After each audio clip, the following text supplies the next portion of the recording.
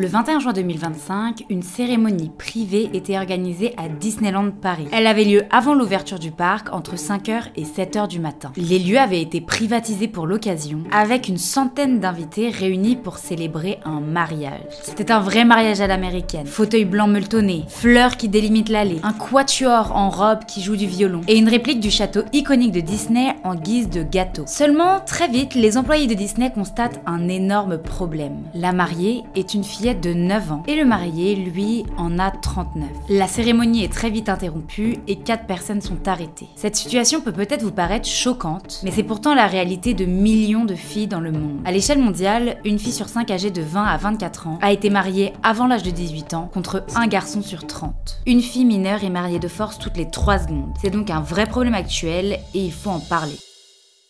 Hello, moi c'est Anaïs, je suis avocate en Californie et je décrypte l'actualité d'un point de vue juridique. Je sors cette vidéo un samedi et non un dimanche parce qu'aujourd'hui c'est une journée un petit peu particulière, c'est le 11 octobre et c'est la journée internationale des droits des filles. Cette journée, elle a été créée à l'initiative de l'ONG Plan International et de l'ONU en 2011. C'est vraiment un moment fort de mobilisation pour alerter sur la situation des droits des filles dans le monde et rappeler plusieurs combats essentiels, dont celui contre le mariage forcé. Plan International est une ONG qui œuvre dans plus de 80 pays pour défendre les droits des enfants et plus particulièrement les droits des filles et l'égalité entre les filles et les garçons. Plan International agit notamment dans des contextes de crise humanitaire, d'urgence ou de développement. L'ONG agit de différentes manières pour accompagner les filles dans le monde entier. Parce qu'un changement durable se construit ensemble, elle construit des programmes adaptés en lien direct avec les communautés concernées et les partenaires locaux. L'ONG, il lutte également contre le mariage des enfants à travers la sensibilisation des autorités et des communautés. En gros, en parallèle, elle essaie de faire un travail au niveau national pour essayer de faire passer des lois contre le mariage forcé. Une des autres choses que fait l'ONG, c'est essayer d'accompagner les filles en leur garantissant l'accès à l'éducation, à la formation professionnelle, en créant des environnements sûrs, inclusifs, où elles peuvent vraiment développer leurs compétences et choisir leur avenir. Il y a également beaucoup de programmes qui intègrent des clubs dans lesquels les filles apprennent à connaître leurs droits, à s'exprimer librement, pour devenir des vraies actrices du changement de leur propre communauté. N'hésitez pas à parler du 11 octobre, journée internationale des droits des filles, autour de vous, et également à faire connaître les actions de l'ONG Plan International France. Et si vous aussi vous voulez œuvrer pour les droits des filles dans le monde, vous pouvez faire un don qui permettra de soutenir les programmes de l'ONG. Je suis très heureuse de collaborer avec Plan International pour parler du fléau qu'est le mariage des enfants qui touche plus de 12 millions de filles chaque année dans le monde. Revenons maintenant à cette histoire de mariage d'une fille de 9 ans avec l'homme de 39 ans dans le parc de Disneyland. Rapidement, l'homme de 39 ans a été arrêté et c'est en fait un Britannique qui est recherché au Royaume-Uni et il a d'ailleurs été condamné en 2016 au Royaume-Uni pour avoir eu des relations sexuelles avec des mineurs. Il a été placé en détention provisoire le temps de l'enquête et il est poursuivi pour escroquerie, abus de confiance, blanchiment et usurpation d'identité. Le procureur de Paris a expliqué que c'était un faux mariage mais on ne sait pas vraiment ce qui s'est passé et il reste encore beaucoup de zones d'ombre. Pourquoi organiser une telle mise en scène ? Comment Disneyland a mis autant de temps à réaliser qu'il y avait un problème, mais on peut tout de même tirer déjà des conclusions sur cette histoire, c'est qu'une enfant de 9 ans a été instrumentalisée pour un soi-disant scénario très glauque, et ça a failli avoir lieu en France si Disneyland n'avait pas été vigilant. Parce que oui, le mariage d'une personne mineure en France est interdit, et pourtant il y en a encore aujourd'hui énormément en France, mais également dans le reste du monde. Le mariage forcé, c'est un mariage où l'une des deux personnes, voire les deux, n'ont pas donné un consentement libre et éclairé. C'est-à-dire que s'il y a eu la moindre contrainte, menace, chantage, etc., ce n'est pas un consentement libre et éclairé, et donc c'est du mariage forcé. Attention, le mariage forcé, c'est différent du mariage arrangé. Le mariage arrangé, c'est lorsque la famille ou la communauté choisit un partenaire, mais les deux futurs mariés conservent la possibilité de refuser ce mariage. Le mariage forcé, lui, ne laisse aucun choix. Un mariage avec une personne mineure est automatiquement un mariage forcé, et on appelle d'ailleurs ça un mariage précoce. Parce qu'en France, on considère qu'une personne mineure ne peut pas avoir un consentement libre et éclairé concernant son mariage. Qu'on soit bien d'accord, le mariage forcé ça touche des hommes et des femmes, mais ça touche quand même principalement des femmes. Selon un rapport du ministère de l'égalité, 98% des personnes qui sont mariées de force sont des femmes, 63% ont moins de 26 ans et 40% ont moins de 21 ans. Le mariage forcé c'est un véritable outil d'oppression, il empêche d'agir librement et enferme les femmes dans un cadre dont elles ne peuvent pas échapper. Le mariage précoce, donc le mariage forcé de filles mineures, il est extrêmement répandu dans le monde. Mandy avait 12 ans lorsqu'elle a été fiancée à un garçon de son église évangélique. Sarah, elle, a été mariée à un inconnu en une journée lors de vacances chez son père. Elle avait 15 ans et lui 28. Jusqu'à un jour, un monsieur qui venait de la Hollande, qui est venu voir mon père. Un jour, j'ai passé, il était assis sur un escalier comme ça. Il m'a dit, je t'ai remarqué, est-ce qu'on t'a pas promis déjà un autre homme pour un mariage? Je dis non. Il me dit, moi, je vais te marier. En général, c'était avec des hommes qui sont adultes, voire beaucoup plus vieux qu'elle. Une fille sur 5, âgée de 20 à 24 ans, a été mariée avant ses 18 ans. Je sais pas si vous vous rendez compte de la dinguerie de ce chiffre. Aujourd'hui, plus de 700 millions de femmes ont été mariées avant leurs 18 ans, dont 250 millions avant leurs 15 ans. Et il y a 12 millions de filles mineures qui sont mariées chaque année.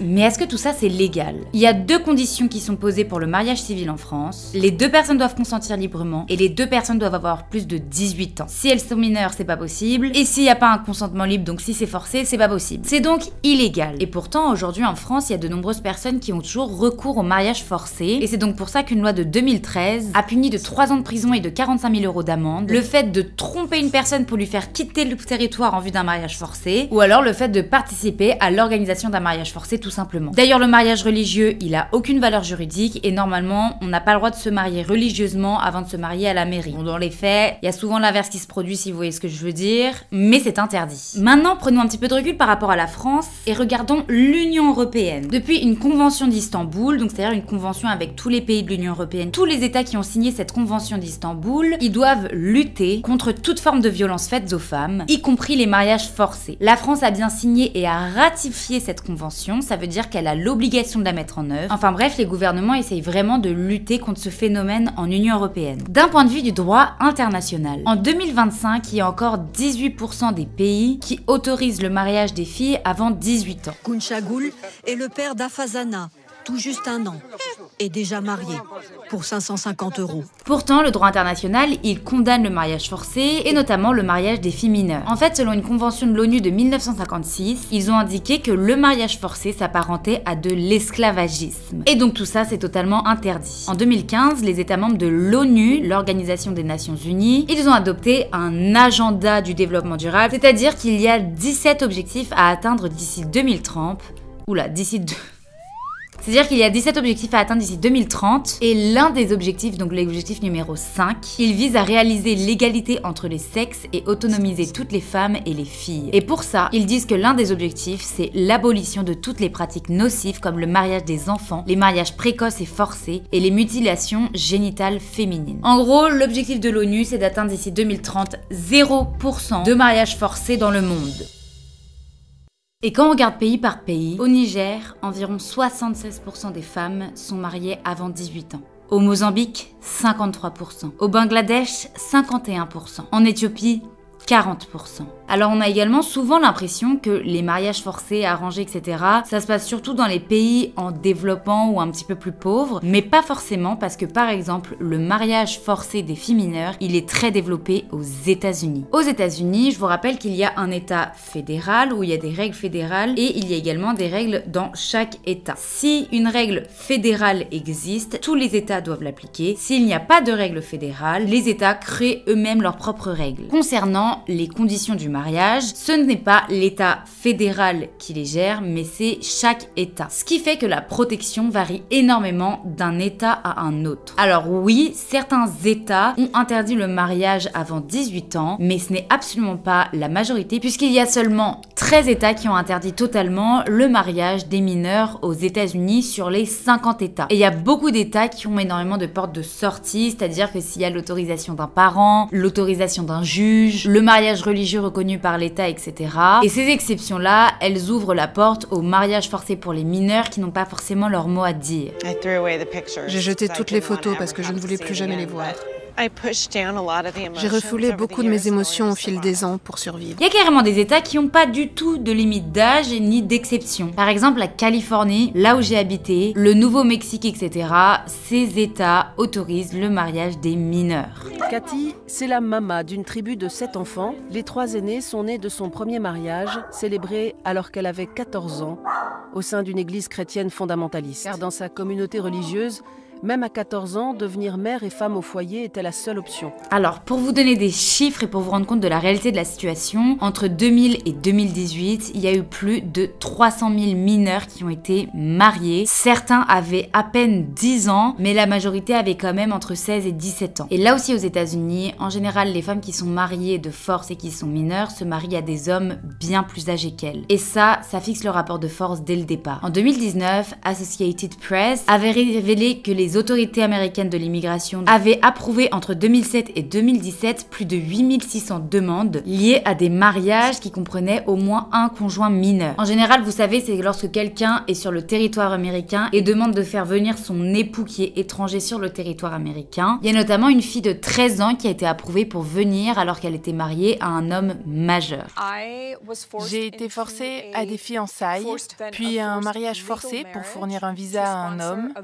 D'ailleurs, le média Unchained explique que certaines unions couvrent dans certains États ce qui aurait été considéré comme un crime sexuel. C'est-à-dire que s'il y a un rapport sexuel d'une personne majeure avec une personne mineure d'un certain âge, c'est un crime sexuel. Et pourtant, le mariage entre ces personnes-là est autorisé, ce qui est complètement absurde. Sans doute parce qu'enfant, elle a vécu tous les abus dans un contexte de misère sociale, jusqu'à ses attouchements d'un voisin de 43 ans que sa mère l'oblige à épouser pour qu'il échappe à la prison. Elle a alors 15 ans et garde en elle cette fracture. Personne ne l'a jamais aidée. Il y a des avancées dans le monde, entre 2019 et 2025. Les pays qui garantissent 18 ans sans presque aucune exception, il est passé de 37 à 51. Au Niger, au Honduras, au Guatemala, en Colombie, au Pérou, etc. Ces pays ont renforcé ou adopté des interdictions ces dernières années. Le nombre de mariages d'enfants, il a baissé de 23% à 19% au cours de ces dernières années, donc c'est vraiment une baisse considérable. Le problème, c'est dès qu'il y a une crise humanitaire, une crise économique, une guerre, etc., ça ralentit le progrès. Et on n'atteindra jamais 0% d'ici 2030. Et alors après, c'est pas parce que dans les lois, ces pays ont évolué que les pratiques changent énormément. Il y a tout ce problème qui existe vraiment entre la loi, les coutumes, les traditions, la réalité des faits. Il y a énormément d'unions informelles, c'est-à-dire que c'est pas des unions officielles devant la mairie, etc. Il n'y a pas d'acte de mariage, il n'y a pas trop de traces qui sont laissées. Et il y a plus de 230 millions d'enfants dans le monde qui n'ont pas d'acte de naissance, donc c'est compliqué de savoir s'ils sont majeurs ou mineurs, ou en tout cas de le prouver. Et les conséquences d'un mariage qui n'est pas déclaré, elles sont nombreuses parce qu'un mariage non déclaré, ça veut dire qu'il n'est pas contrôlé ni encadré. Les filles n'ont aucun droit de propriété, elles n'ont aucun droit sur les gardes d'enfants en cas de désaccord ou de séparation, elles n'ont pas le droit non plus à une pension alimentaire s'il y a une séparation. Donc en fait, c'est très dangereux pour ces femmes. Et ces unions informelles, elles permettent de passer un peu entre les mailles du filet. Par exemple, en Colombie ou au Guatemala, même si les lois interdisent désormais le mariage pour enfants, il y a tellement de mariages informels qui sont donc invisibles pour l'État que finalement ce genre d'union persiste.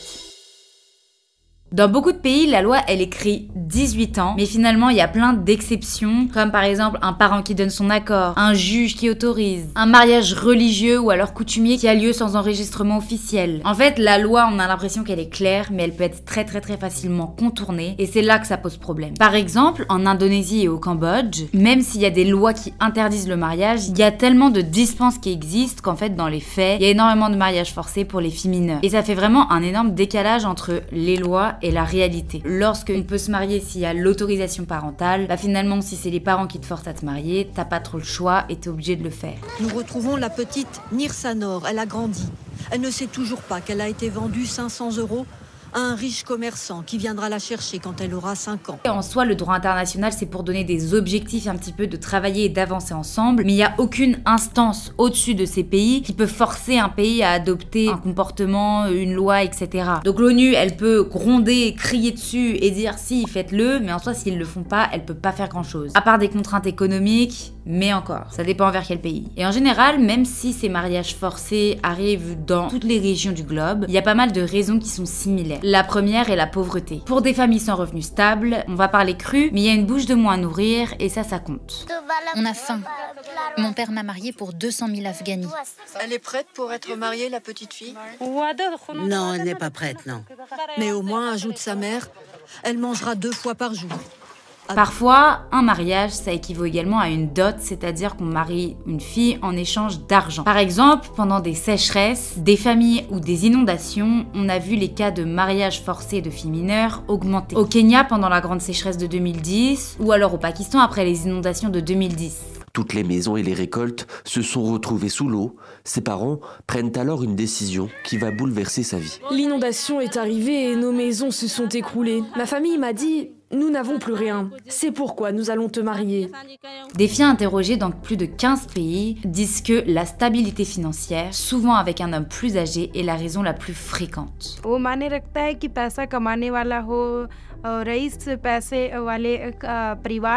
De plus en plus de parents n'ont plus d'autre solution que de vendre leur fillette, très jeune. Vous n'auriez pas vendu votre fille au lieu de voir mes 6 enfants mourir de faim? L'homme qui a acheté Afasana pour la marier à son fils plus tard viendra la chercher avant l'hiver. Plusieurs filles expliquent avoir accepté pour aider leurs parents financièrement, et puis elles découvrent que la réalité, elle est bien plus dure que ce qui avait été promis. Sumaya, au Bangladesh, a été mariée à 14 ans. Sa famille est pauvre, le mariage a été vu comme la seule vraie solution. Elle le dit clairement, la décision n'est pas venue d'elle. Plus tard, ses parents ont obtenu le divorce de sa fille avec son mari, et aujourd'hui elle travaille et aide sa famille. Et elle le répète à sa petite sœur, tu choisiras ta vie. Il y a également la peur de la honte liée aux grossesses hors mariage. Dans de nombreux pays, il n'y a pas beaucoup de moyens de contraception et ça peut très vite arriver. Quand une adolescente tombe enceinte, des familles marient les filles immédiatement, même lorsque la grossesse, c'est le résultat d'une violence sexuelle. Les relations étaient tout le temps forcées parce que moi, je ne voulais pas qu'ils me touchent.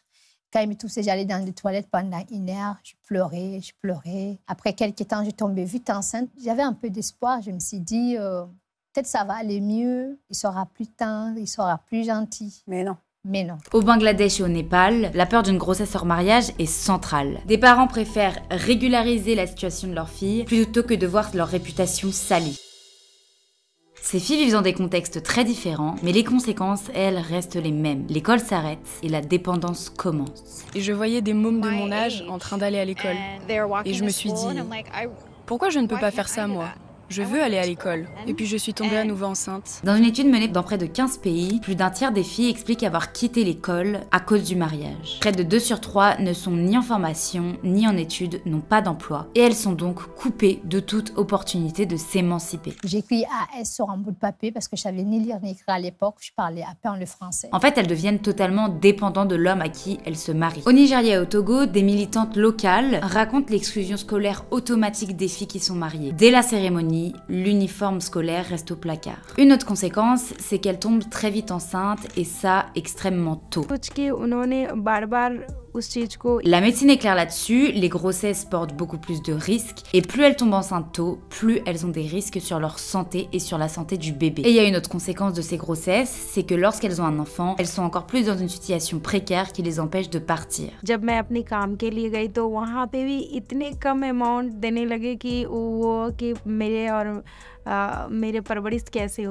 Se marier avant 18 ans, ce n'est pas bien. Ça casse les études, très vite un enfant arrive. Comment, enfant moi-même, puis-je élever un autre enfant? Farhana, 21 ans, au Bangladesh. Une autre conséquence qui est extrêmement fréquente, c'est qu'elles n'ont aucune autorité. Elles ne peuvent pas s'exprimer concernant l'argent, concernant les décisions familiales, la santé, les déplacements, leur contraception, et d'être autonomes tout simplement. Une autre conséquence qui est extrêmement fréquente, c'est la violence au sein du foyer. Et les écarts d'âge, ça augmente également le déséquilibre entre la femme et le mari. Et ma voisine, en fait, quand il me battait, elle est celle qui montait pour le calmer. Mais c'est dur de partir, c'est dur quand on a 16 ans et demi, 17 ans. Il a forcé, il a déchiré tous mes habits. Il a pu avoir cet rapport intime avec moi. Il me dit, ah, t'es vierge. D'aujourd'hui, il faut que tu fasses tout ce que je te dis. Si tu fais pas ce que je te dis, je te renvoie dans ton pays. Et je vais te dire à tes parents aussi qu'il n'était pas vierge et ton père va répudier ta mère. Il est plus âgé, il a de l'argent, il est plus fort physiquement, il a un travail, il est complètement dominant. Et la réalité dans les foyers, elle est très dure. Près de la moitié des filles interrogées étaient mariées à un homme d'au moins 5 ans plus âgé. Dans plusieurs pays, les filles racontent la même chose. Grossesse précoce, violence conjugale, dépendance financière.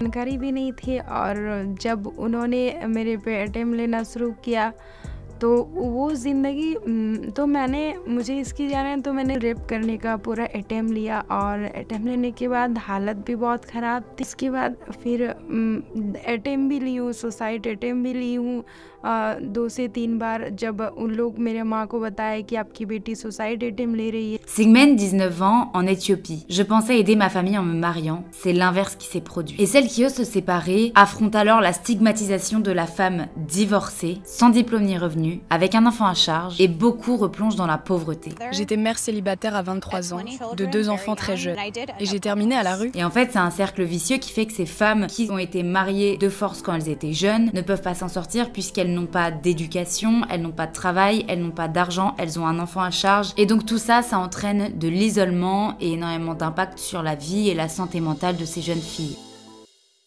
C'est donc pour ça qu'il y a des associations qui essayent de lutter pour essayer d'aider ces jeunes femmes à s'en sortir, essayer de faire changer les choses. Comment éviter tout ça? Le premier levier et le plus important, c'est vraiment l'éducation. À l'échelle mondiale, le pourcentage des enfants qui sont mariés de force, il est bien plus élevé dans les pays où l'éducation n'est ni obligatoire ni gratuite. Toutes les filles, que ce soit des mères, des femmes, des enfants, doivent pouvoir terminer leurs études et leur éducation, c'est primordial. Au cours des 10 dernières années, 25 millions de mariages d'enfants ont pu être évités dans le monde grâce à l'augmentation du taux d'éducation des filles, à l'investissement proactif des gouvernements dans les adolescentes et à une grande sensibilisation du public concernant les préjudices causés aux filles qui sont mariées de force. Il y a également une deuxième chose qui aide, c'est quand même fixer plus de lois et d'encadrement. Alors déjà, le b.a.-ba, fixer l'âge du mariage minimum à 18 ans sans dérogation, renforcer surtout l'application de la loi au-dessus des religions, des coutumes, etc. et créer des punitions si on n'applique pas ces lois-là. Parce que s'il y a une loi mais qu'il n'y a aucun contrôle ni aucune punition, les lois ne servent à rien. Ce qui est important, c'est également quand il y a des associations qui mettent en place des accès pour les victimes de ces mariages-là, des accès aux services de divorce, de justice, de protection de l'enfance, de protection contre la violence, etc. Ça permet aux femmes d'avoir accès à cette espèce de porte de sortie et de savoir qu'elles ont un soutien et qu'elles sont accompagnées. En fait, ça aide vraiment. La France, par exemple, elle a mis en place pas mal d'outils. Il y a le site du gouvernement qui s'appelle Arrêtons les violences, qui centralise tous les dispositifs disponibles, numéros d'urgence, associations spécialisées, hébergement sécurisé, tout ce qui va être accompagnement juridique, etc. C'est vraiment le point de départ de connaître ses droits. Il y a également énormément de demandes d'asile en France basées sur ce mariage forcé, c'est-à-dire que si tu es dans un pays où tu veux fuir ça, tu peux demander l'asile en France sur cette base-là. Et pour que la demande soit acceptée, il faut prouver que le risque il est réel et sérieux, avec des témoignages, des preuves, etc. Et le droit français, il aide également les personnes sur le territoire français qui peuvent être sujettes à ces mariages forcés. Tu peux porter plainte, mais également signaler au conseil du département ou alors à la protection de l'enfance si la personne qui va être forcée de se marier est mineure, et alors là, les services sociaux interviennent rapidement. Et sinon, la personne mineure peut également le déclarer aux travailleurs sociaux dans les établissements scolaires, comme par exemple l'infirmière, le CPE, etc. On peut également en parler autour de soi, à des amis, à son médecin traitant, à nos profs, etc. Le mariage forcé sur les femmes mineures avec des hommes majeurs, ça reflète un problème de société de manière générale. C'est pas un problème isolé et ça montre vraiment qu'il y a toujours cette inégalité entre les hommes et les femmes et que c'est vraiment ancré dans nos cultures. Le problème, il est le même partout, il existe partout et il montre que finalement, la place de la femme, elle reste ancrée en dessous de celle de l'homme et c'est malheureusement encore toujours dans de nombreuses mentalités. Dans les pays où on pensait que le droit des femmes, il était protégé, comme par exemple aux États-Unis, on voit nos droits revenir en arrière avec notamment le retour en arrière sur le droit à l'avortement. Il y a également une explosion des mouvements masculinistes, etc. Et ça montre vraiment qu'il est toujours hyper important de se battre pour nos droits fondamentaux, comme notamment le mariage forcé et le mariage des enfants. C'est pour ça que je trouve ça hyper important de travailler avec, par exemple, l'ONG Plan International, parce qu'on a vraiment un pouvoir... Je vais les tuer, les moucherons. Je l'ai eu.